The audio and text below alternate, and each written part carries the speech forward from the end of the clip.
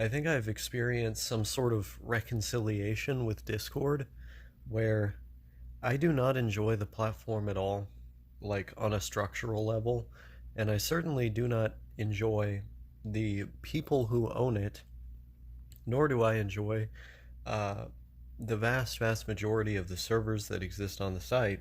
But having an account and retaining a presence on the site in a limited capacity, I think is probably good for me because it's an easy way to connect with a wide variety of people from across the internet. It also works pretty well if you only use it on a specific laptop for that thing and you don't have it on your phone that I wouldn't be able to meet otherwise.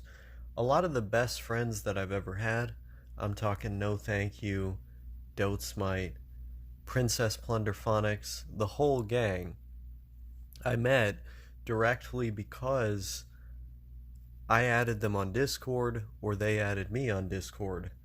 I remember with Plunder in particular, I commented on one of her videos when I was like 14 and she was like 13 at the time, and I was like, yo, this shit's dope, like wanna be friends. I basically said that. I was like, yo, wanna be friends? Like, you seem like a cool person to talk to. And in retrospect now, I don't even remember how I found Plunder's channel. Like, I think it was because of a comment on a YouTube video, and I just happened to click on it or some shit like that. I don't really remember now, but I do remember a lot of long conversations with her relating to her a lot. And I would have, you know, never ended up meeting her IRL or No Thank You IRL, for instance, if not for the fact that, for example, I had my Discord publicly available on my account. For years now, whenever I've had a Discord account, I've just put it on my YouTube channel. And the reason for that is because I don't really see myself as a public figure as much as I see myself as a person. And this is something I've talked about on this channel a number of times now. I see myself as someone who makes videos on YouTube, but is not a YouTuber. I don't identify with being some sort of uh, artist or personality or something. I just happen to incidentally be on here, and because I publish such a large amount of my life on the internet, it creates this situation where many people have the ability to contact me and understand me. I was going to say contact me from a place of understanding, but I I then messed up the trajectory of my own sentence, but I digress. So I I cultivated this following of people that know a lot about me, but then because they know a lot about me, I can just ask them a lot of stuff about them, which is nice for me because even though I have a YouTube channel where I seem to post a lot about myself and talk about myself a lot, I don't actually like doing that very much when I talk to other people. It always feels sort of strange and rude to me to talk about myself or to get overly indulgent unless someone explicitly wants me to, and even then I feel like I need to be permitted to do so a couple times before I really feel comfortable doing it. Um, and that's because I'm very mindful of the feelings of the people with whom I speak. I do not. I don't like taking up too much of the room because when I was younger, I would do that by accident all the time without being aware that that's what I was doing. And it's difficult because people will ask you questions about who you are, but then they'll want you to answer in a relatively brief way or a way that um, doesn't give too much detail because, kind of taking up the air and the space and talking for too long is not usually what people are looking for. It's just a way to make conversation, to grease the gears of a broader conversation that you're both participating in. And it's always been difficult for me to figure this out, how all of this works. Um, it's only through, a lot of practice that I've been able to eke something out resembling functionality, but uh, it requires a lot of mental effort from me. It requires a lot of mental effort and a lot of noticing and paying attention, hyper focus, things like this. All things I'm pretty good at and that don't stress me out anymore because I've been doing things like this for so many years now that um, it like I have so much uh, I have so much energy in reserve that I can just do it. I can just approach every social situation that way. But it is kind of a weird perspective to operate from, a strange point of view, because I think most people can just do all this stuff very naturally without having to think about it. And part of what's comforting about talking to people from the internet that already know who I am is I feel as though they're a little bit more forgiving of some of my more awkward traits, or they might be more patient with things like that, and that's not something you always get with just random people that you happen to meet. It feels a little bit safer, um, and as someone who's, I don't know if I how sensitive I'd say I am at this point, but I'd say pretty sensitive. That can be a comforting thing. Um, and then when I look at the fact that um, that again, I don't have to talk all that much about myself. I can just ask more about the other person. It's nice for me because I can find all of these strange, unique individuals, or individuals who come from similar background or have similar interests as myself, that happen to be out there. And that's the other thing too, is that um, there are a lot of people that follow me that like the same stuff as me, but I also have very few people to talk to about the stuff that I like. And that can be difficult sometimes because I often say that I have this big room of cool stuff and then nobody to share it with. I don't have people to hang out with to talk about these things. Um, oh, hopefully I will soon. It's just that, like, the person I have that I've most often shared this stuff with is very far away.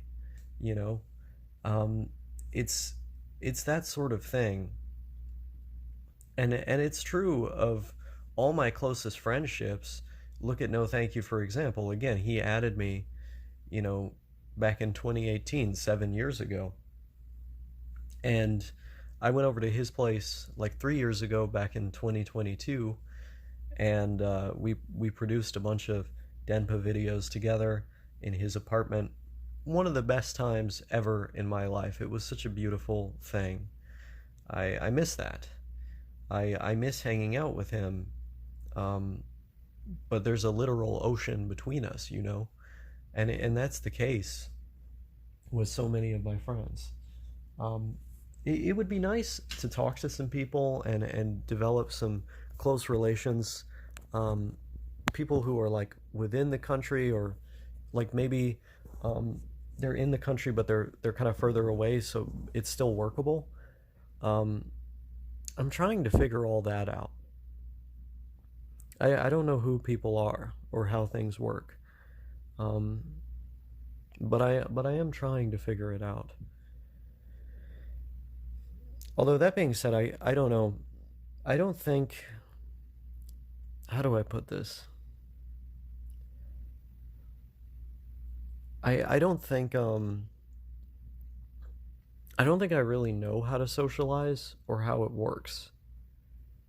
And I feel like it's something that, like, other people just do and then it happens to happen. Like, where do other people find friends? How do people meet people? I don't know. I don't know how this stuff works. Um,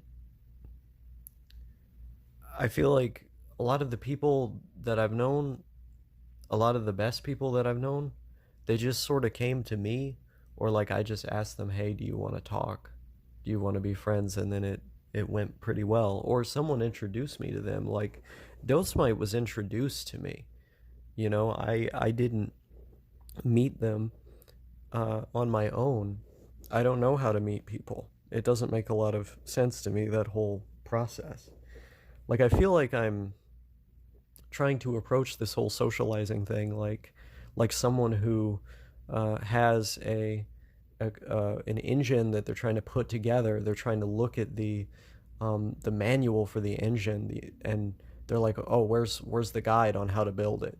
Funnily enough, cars actually did used to have a full-on manual about how to disassemble and then reassemble the engines, but sadly, they don't make them like they used to, let's just say. But I'm trying to do that for socializing, and I feel like I've read so much stuff online about how to socialize, and I've tried to apply all these different ideas about how to do it. I've talked to therapists about how to do it, but I end up running into these, like, I don't want to call them cognitive hurdles because I don't know if that's exactly what it is. It's like something about how other people do it just doesn't click with me, and then that ends up culminating in very awkward moments IRL, especially at jobs. Like whenever I've had to work, I've been very awkward with everybody there. Even like when I've been pretty confident and like in the zone, and liked by the people who work there, I just I don't know, like something about me is just kind of off. Like, oh, that guy's just kind of off, you know?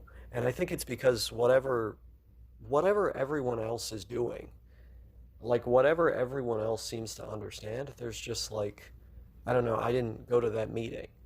I wasn't given that firmware update.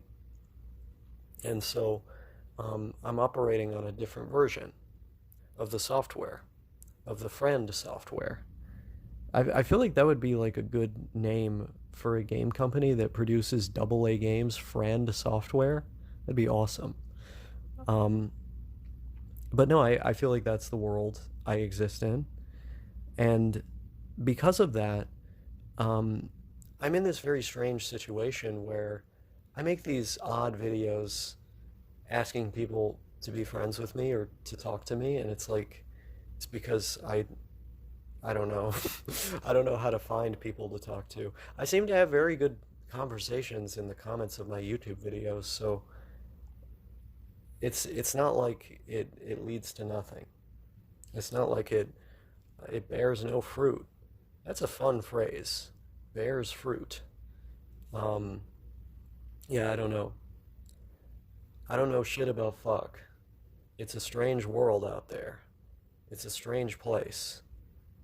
Um, this video needs to be erased. I'm gonna try to speak very closely to my phone for this video because I want you to have the full Osaka audio experience, and that's what you're going to get. Um, I was watching this video of this woman talking about her certificates in 5 different languages. Her either C1 or C2, which are the 2 different types of advanced proficiency for European languages, and she found herself at either a C1 or a C2 in 5 different European languages. I believe it was German, Italian, Spanish, Russian, and French. And in that video, she was talking about how she got there, and some advice for actually taking the tests. Now, the tests do measure proficiency. They are not the same thing as, like a school test, for example. If you're able to reach an advanced level on those tests, it is an indication of your actual ability to use the language. And that's different from like the kind of language proficiency tests you might take in a certain profession, those that deviate from the standard framework that are set by countries in the European Common Framework.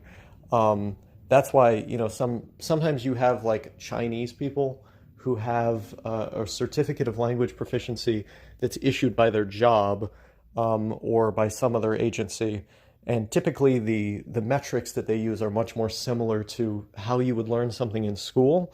But schools are notoriously bad at measuring and developing language proficiency in students, unless you go to an immersion school where you are literally only able to use the language, and where all of the instruction is done in said language. But I digress. So I watched this video from her, and it was good advice. You know, it was interesting to hear about her experience, but it made me think about my goals and the fact that I've talked about how I want to reach that level in various languages across my YouTube channel. You know, I would like to be at an advanced level in as many languages as humanly possible, but there are a couple in particular that I would really be gunning for. Like, I want to get at a C2 in Spanish, ideally as high as I can possibly go.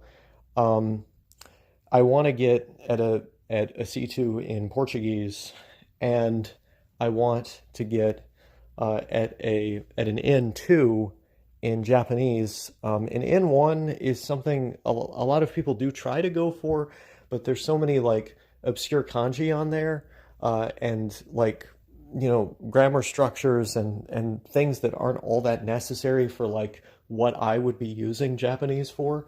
You know, it's been a real one. It's been a fucking crazy ass. It's been a crazy ass 54 hours that I've been awake, when I forgot to give a big shout out and thank you to the Farsi language, the Persian language.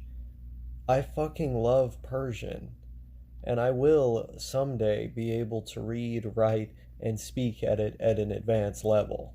So I'm not interested in 100% complete running Japanese, but I do want to do that for Spanish and Portuguese. And then you also have the language, the Serbian language, which I think would be really cool to have for the media and literature that exists in that country. Also to be able to translate media from the languages I already know into it, and to have more access to political content about the Balkans more broadly, because I find that to be such a fascinating part of the world.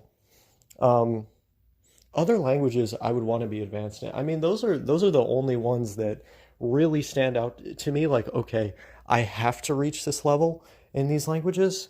But I mean, as you can see over here, I've got a couple different books for a couple different languages. Like, you know, there are others that I am interested in. Hungarian, my darling. But that I'm not even going to get started on that one until I'm really ready to do so. But those are the ones that really come to my mind.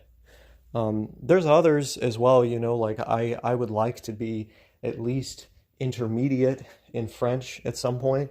You know, like I would like to have a good accent and a large enough vocabulary to have decently complex conversations, but nothing totally over the moon. And then obviously navigate all the daily life situations, be able to watch movies for adults, things like this. So somewhere at an intermediate or upper intermediate level, I think would be fine for French. To basically have Canadian bureaucrat French, let's just say. And who knows? I mean, maybe if I get really, really into it, I'll want to learn even more. But that's how I feel about the other languages that I'm really interested in. Like I wanna start Korean at some point, but maybe I will want to get advanced Korean as I spend more time with the language and get better at it. But as far as like what I would want to use it for, like why I would be learning it, I would basically just want to be able to read books for adults that are written, you know, in maybe like a 8th or 9th grade level, something like that. Because most of the Korean books that I've been interested in haven't been written in like all that complex of a way. And then I would want to be able to watch movies and listen to music. Um, and then there's like various other ones too, like Hungarian is one that I really want to get good at, but that's a language that, like, if I'm gonna learn that, I'm gonna have to be serious about it because it's not one you can fuck around with. Like, you really got to put in the time. Uh, and if that's the case, like if I'm learning Hungarian, I'm gonna have to put all other languages, on the back burner, no matter what my level is at them, just so I can do that one all the time. And you know, I don't want to do that for a very long time. I'm gonna wait. I'm gonna wait maybe 5, 10 years to do that one until I'm at a really good level in these others. So, you know, I have these polyglot dreams, right? I've had these polyglot dreams for virtually my entire life. But as I've actually dedicated the time at this point, um, and realized, oh shit, like I can actually do this. I can I can actually learn a language. This is a thing that I'm seeing the results of in real time. Um, it's it's opened all these doors for me and really made me feel like anything is possible, that this dream that seemed like a crazy feat when I was a kid is something I can actually achieve as an adult. So there's, yeah, needless to say, that video was very inspiring for me, but it also, made me made me have this moment where I tried to envision myself 10, 15 years from the future, which is something I often like to do. I try to think about, what is my life going to be like when all my plans are realized and the fruits of my efforts are, bared. And um, needless to say, I quite like what I'm seeing up there in my imagination.